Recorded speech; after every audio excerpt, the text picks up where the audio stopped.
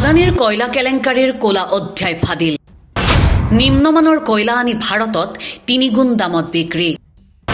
আদানিৰ বাবেই দেশত বাঢ়িছে বিদ্যুৎ মাচুল।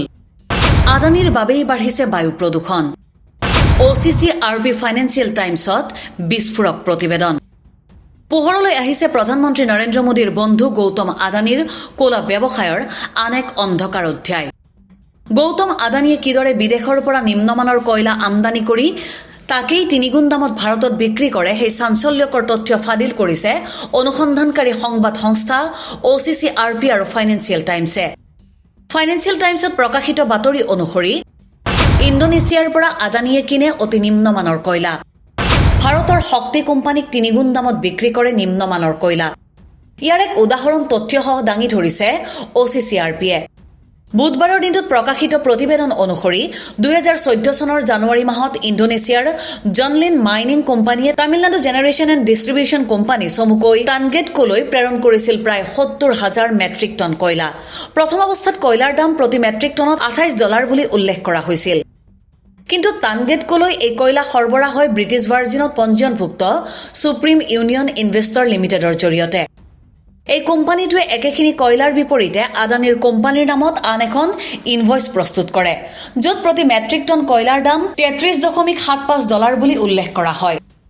লগতে ইনভইচত উল্লেখ কৰা হয় যে এই কয়লাখিনি অতি নিম্নমানৰ। কিন্তু আদানিয়ে যেতিয়া এই কয়লাখিনি টানগেটকোত বিক্ৰী কৰে তেতিয়া কয়লাখিনি অতি উন্নত মানৰ আৰু তাৰ দাম প্ৰতি মেট্ৰিক টনত $৯১.৯১ বুলি উল্লেখ কৰে।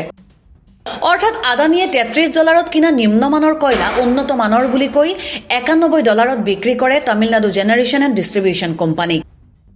আদানিৰ এই জালিয়াতি আৰু মুনাফা আদায়ৰ তথ্য ফাদিল হৈছে OCC RB আৰু ফাইনেন্সিয়েল টাইমছৰ প্ৰতিবেদনত।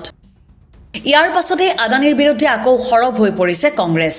এক বিবৃতিত কংগ্ৰেছৰ অভিযোগ, ৩ গুণ দামত কয়লা বিক্ৰী কৰি আদানিয়ে কমেও ৩,০০০ কোটিৰ মুনাফা আদায় কৰিছে।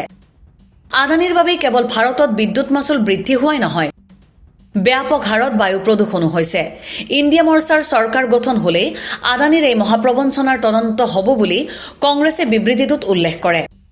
ভাৰতত নিৰ্বাচনৰ আৰু ২টা পৰ্যায় বাকী থকা অৱস্থাত ফাদিল হোৱা আদানিৰ এই দুৰ্নীতিৰ তথ্যই স্বাভাৱিকতে বিব্ৰত কৰি তুলিব শাসকীয় বিজেপি আৰু আদানিৰ বন্ধু হিচাপে পৰিচিত প্ৰধানমন্ত্ৰী নৰেন্দ্ৰ মোদীক। News desk report, the cross current.